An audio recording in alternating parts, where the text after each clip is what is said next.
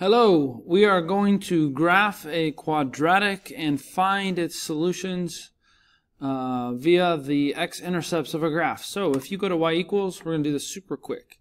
Plug in your quadratic. Make sure if you are given an equation, you set it equal to 0 first. So I'm going to use x squared minus 5x plus 4.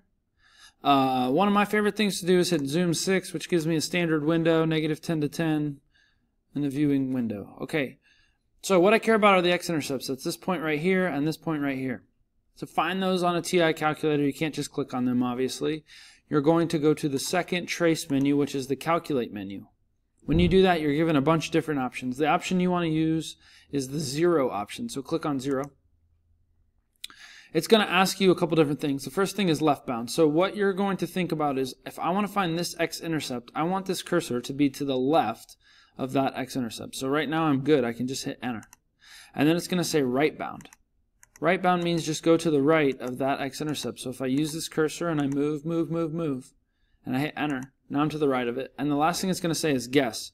I'll explain what guess can do for you in just a minute. If I hit enter one more time, that gives me a 0, x equals 1. So one of my solutions, my x-intercepts, my zeros for this problem would be x equals 1. If I want to find the other one, I just go back second trace. I go to option number 2, which is 0 again. Okay, now I'm worried about this point. So I want to go to the left of this point, which right now my cursor's to the left. And then I want to go to the right of this point, so I'm going to move my way over. Move. Okay, now I'm to the right. I hit enter. Guess one more time, and hit x equals 4. Now, the reason why that guess even pops up at all, at least what I think, I don't know, I didn't program the calculator, is if I make my bounds really wide. So if I make my left bound all the way to the left of this graph, all the way to the left of the screen, about as far as I can put it. Okay, now it's even off the screen. It's further left than I can even see. I'm going to hit enter.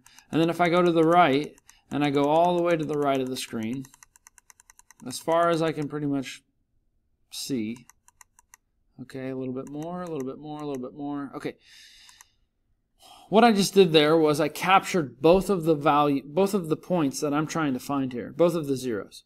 And so when it says guess, if you move your cursor closer to the point that you're trying to find, for example, if I move my cursor closer to the 4, it's going to find x equals 4. If I move the cursor closer to the 1, the value of x equals 1, it's going to find x equals 1. It won't return both of those values even though you captured them in your left bound, right bound. It will only return the one that your cursor is closer to. So if you are nervous and you don't understand left bound, right bound, and you just use the whole graph, the guess part means move your cursor closer to the point that you're trying to find. There you go.